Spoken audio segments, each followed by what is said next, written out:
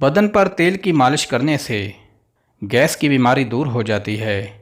کوئی بھی پودا وغیرہ لگانے سے قبل مٹی میں تھوڑا سا چونا ملا دیا کرو، اس سے پودا بہت جلدی بڑا ہو جاتا ہے۔ یاد رکھیے، دودھ سوڈا گرمی کا نہیں بلکہ یہ ہڈیوں کا توڑ ہے۔ یہ دودھ چینی اور کولڈ ڈرنک کے مکسچر سے بنتا ہے اور یہ بدن میں جا کر کیلشیم کی کمی کا سبب بھی بنتا ہے اور اس طرح یہ ہڈیوں کو کمزور کر دیتا ہے۔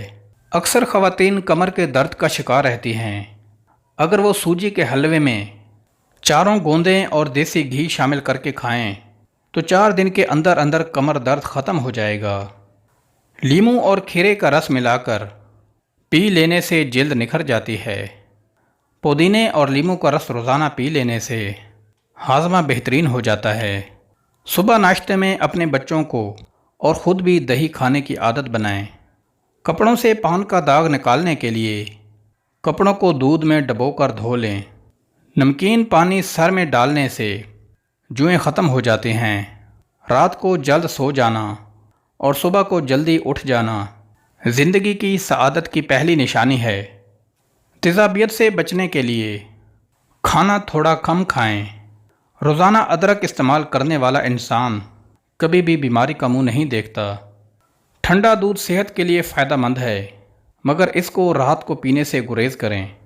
یہ معدے کی جلن کو دور کرنے کے لیے بھی بہترین ہے۔ کھانے کے ساتھ کچی ہری مرچ کا ضرور استعمال کریں۔ یہ بدن کی چربی کو ختم کرتی ہے اور وزن کم کرنے میں بہترین ہے۔ زیادہ ٹھنڈا پانی پینے سے دماغ پر اثر پڑ سکتا ہے اور دماغی فالج بھی ہو سکتا ہے۔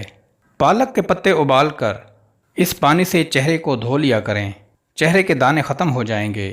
اگر بال سفید ہو رہے ہیں تو نیم کے پتوں والے پانی سے بالوں کو دھو لیں، سفید بال آنا بند ہو جائیں گے۔ رات کے وقت چاول استعمال کرنے سے پیٹ کی چربی میں اضافہ ہوتا ہے۔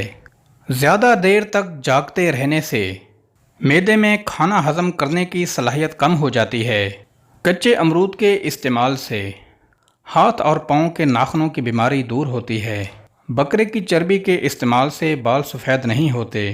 ٹوٹے ہوئے برتن میں کھانا کھانے سے یادداشت کی کمزوری ہو جاتی ہے۔